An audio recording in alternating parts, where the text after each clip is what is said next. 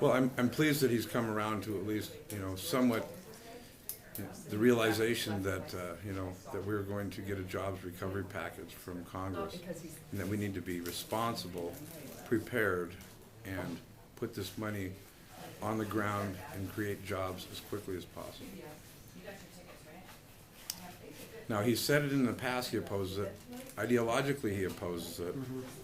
I guess the biggest thing is that a majority of the House of Representatives, I believe, support this, and a majority of Montanans support receiving the jobs recovery package to build our infrastructure. Our buildings, our roads, bridges, hospitals and schools all need, conservation measures. There's several things that are in the package that I think we're poised to take great advantage of that will help Montana citizens. Now, are you in support of? There's a story today about how in the Senate that they're talking about a bill that would create an oversight committee with members of the Senate and the House to see how this money is spent.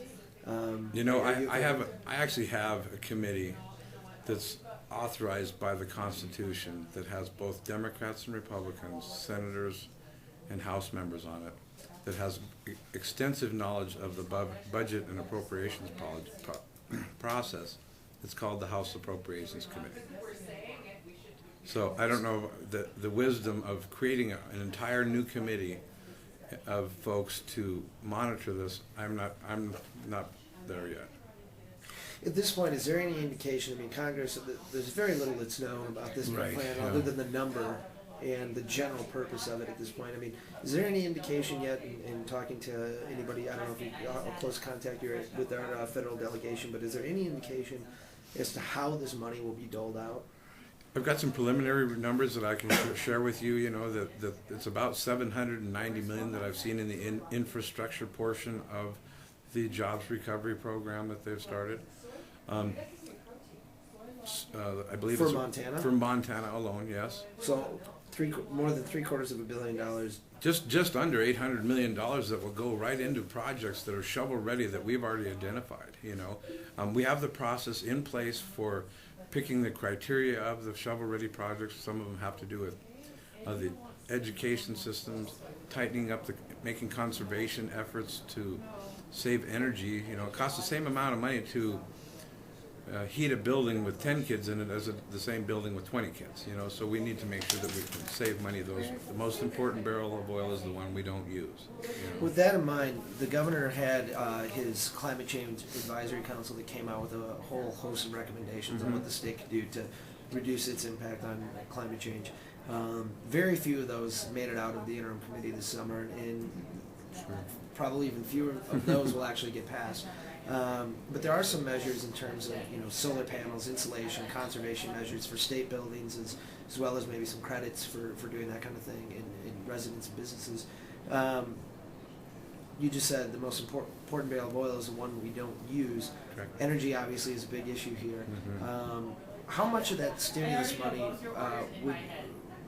do you think the legislature should try to put towards some of those projects that we know that the state just isn't going to be able to fund this time around, but the governor's office, the governor's climate change advisory council has identified as places where we can not only save money but reduce our impacts on climate change. Exactly, and I believe within the $3.1 billion shovel-ready projects that the governor has already identified, a lot of those measures should be taken.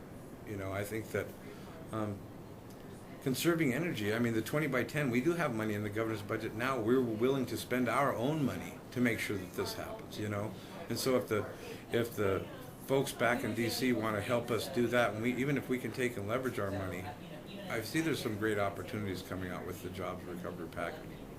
And then what about the idea, this is a question that I posed to Senator Tester the other day on TV, it was there's a concern, particularly I think by members of my generation, that we had the $200 billion economic stimulus plan last year. We've had the $700 billion bailout of Wall Street. Now we're talking about another $850 to maybe $1 trillion in this economic stimulus plan. Plus we're fighting in Iraq and Afghanistan. A tremendous amount of deficit spending. what about the concern that we are, borrowing against our future and that we're not going to be able to repay those $1.2 trillion in debt? It's incredible that George Bush was able to take a budget surplus and drive us into this deficit in just short 8 years. I'm still reeling from it. Now, yes, we are going to take this, but hopefully this will stimulate our economy, give confidence into the people, give confidence to the banks to start lending so people can stay in their houses, so we can afford our energy. I think this is an investment. We're not spending here, that we're investing. So I think it's very important.